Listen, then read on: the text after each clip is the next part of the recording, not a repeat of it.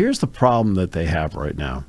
It's not one thing, right? In other words, okay, it's a major problem with. All right, how do you correct it? All right. So last night, Ohio State took care of business big time on the boards. Well, it's a rebounding problem. Last night, it was definitely a rebounding problem. But against Michigan, they out-rebounded them by, okay? Michigan, it was a turnover problem. Last night, they had fewer turnovers. In fact, they were single digits in turnovers in the game. But they had 18 against Michigan, and most of them were unforced errors. And that's how you lose a tight game like that. All right. Free throw shooting problem. They definitely had that last night. Yet they're a 76% free throw shooting team for the season. When you have, first of all, the margin of error, and as somebody who is an absolute expert on the face of the earth, on the margin of error of Penn State basketball, you're looking at them. Mm-hmm. I mean, 43 years. You've seen a little bit of action. Right, but I'm saying I've seen Penn State basketball almost always in this margin of error deal. And I've talked about it as many times as probably as many games as I've done.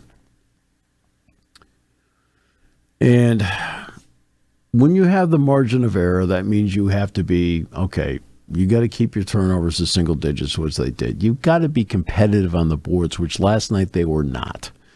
But also, let's give Ohio State credit.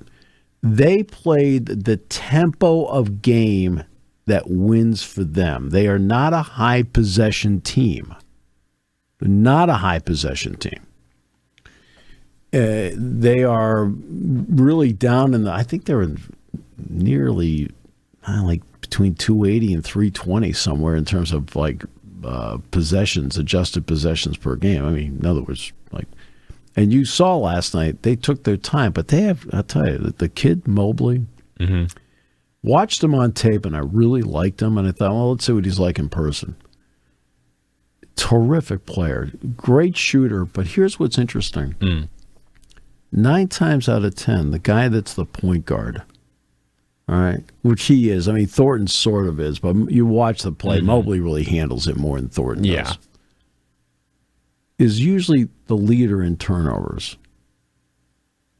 He's third. He takes good care of the basketball, and he's a really good shooter.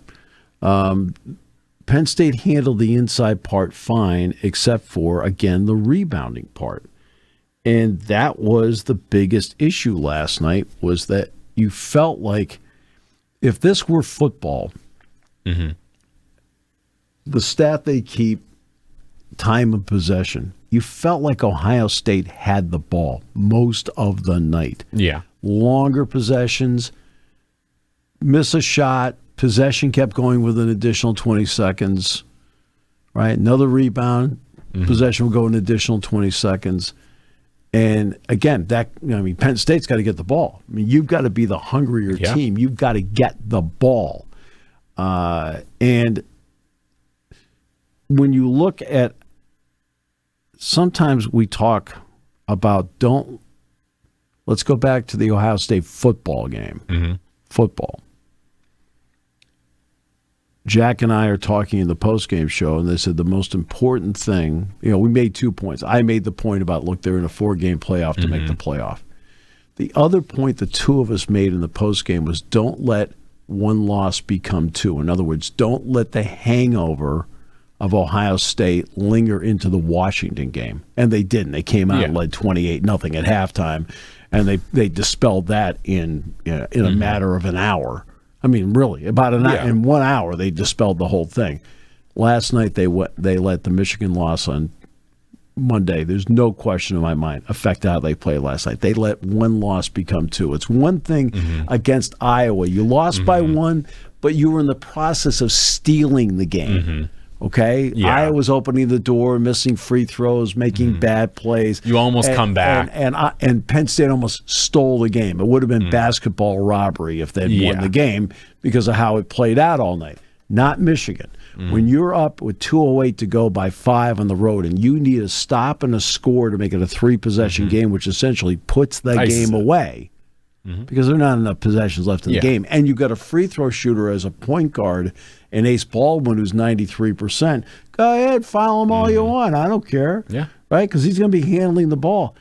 And you lose that game on a 9-0 run. Right?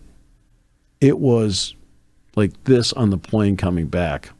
It was like this on the bus. It was like this on the plane. And you're like, oh, boy, let's see how this plays out. You come back in the rec hall. There's some excitement. The crowd was phenomenal last night. I mean, great. I mean, seats filled. It was fun to see people standing up on the track. It brought back great memories for me of all those games that I did in there where people were up and ringing the track. It was really cool.